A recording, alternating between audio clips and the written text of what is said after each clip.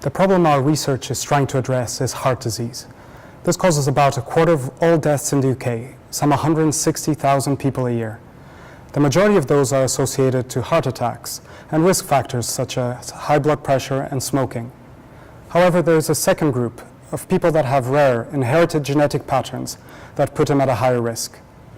Variations in our genetic makeup are thought to be behind much of both common and rare cardiac conditions.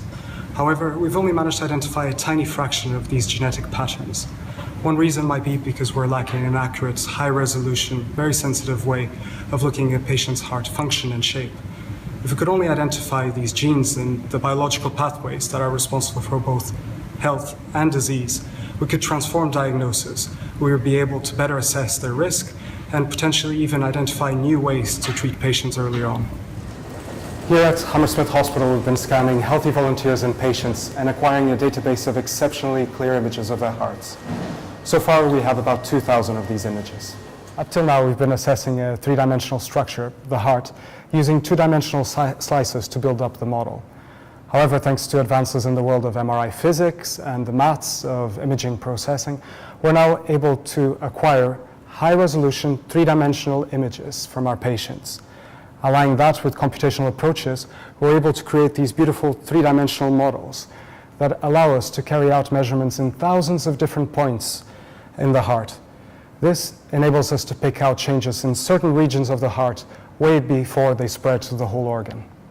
We're beginning to use the latest machine learning techniques, a form of artificial intelligence, often from commercial and scientific disciplines that are more familiar with such big data problems. The next stage is to combine the shapes and the patterns in function that we have found with genetic information from thousands of people for both common and rare heart conditions. We also want to use the best knowledge around on fluid dynamics to include blood flow patterns within the heart to this picture too. To get this far, I made use of some key structures. I made sure I was aware of other teams' work, for example, computing scientists and engineers here at Imperial, and that's collaboration. Being close to an NHS hospital and patients help too, and that's proximity.